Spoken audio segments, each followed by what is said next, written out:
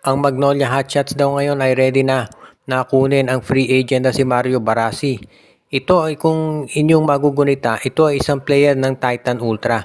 Dinraft ito ng Barangay Ginebra, hindi binigyan ng kontrata at napunta sa Titan Ultra. Pero ang latest report ay pinakawalan na raw ito ng Titan Ultra.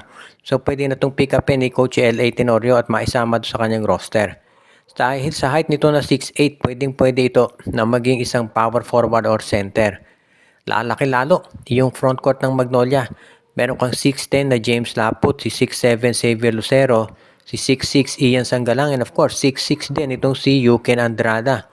Kung isasama mo pa dyan itong si Mario Barasi na 6'8", magiging isa na dito sa tinatawag na talagang tallest front court itong Magnolia. Parang balik yung Sampayan Brigade dati itong si Coach Chito Victolero nung San Mig Coffee pa. Kaya nga sa tingin ko pwede talaga itong si Barasi dito sa koponan ng Magnolia. Medyo hilaw pa itong si Barasi, meron pa mai-improve sa kanyang skill set. Pero sa tingin ko, pwede talaga magawa ng paraan to ni Coach Tenorio basta bigyan lang ng confidence at ng pagkakataon. At yan naman talaga ang balak ni Tenorio.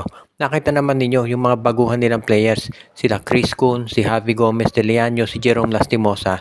Ginagamit yung mga starters para magkaroon sila ng kumpiyansa. At the same time, dahil ginawang bench players yung mga veterano, mape-preserve sila at hindi na kaagad-agad mapapagod. Kaya nga talagang isa to dito sa kaabang-abang na gagawin ngayon ni Coach Tenorio para dito sa kanyang roster.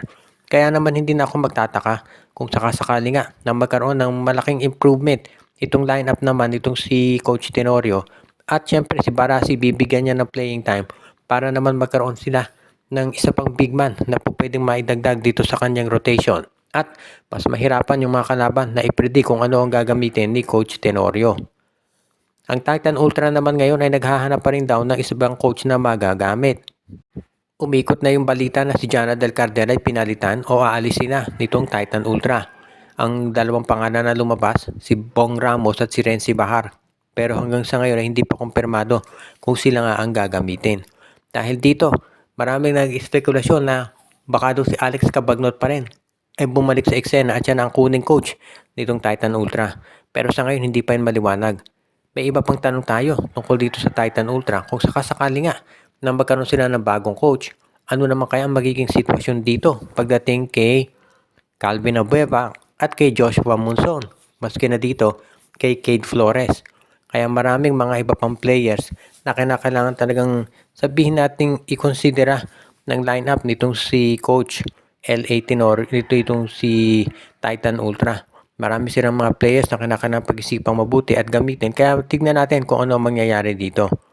Kung masisiguro natin, ito na talaga yung magiging pinakamalaking advantage nitong lineup ng Titan Ultra kapag sila nakakuha ng isang capable coach na talagang babagay dito sa kanilang rotation. Alam naman natin na very much in demand itong si Joshua Monson, si Calvin Abueva, si Cade Flores at yung kanilang first round draft pick. Pero mukhang hindi raw nagmamadali ang Titan Ultra na pakawalan ang mga nabanggit. Dahil syempre, kinakailangan muna nilang bigyan ng sabi nga nila free hand yung coach na papasok para madetermina kung sino mga players ang mananatili at kung sino yung aalis. Dahil yan talaga ang binabalak ngayon nitong Titan Ultra, maging isang competitive na koponan. At talagang dito natin masasabi na magiging isa to dito sa mga very interesting na mga team sa PBA. Maraming nagpataas ang expectations dito dahil independent team na raw sila. So, yan ang magiging kaabang-abang.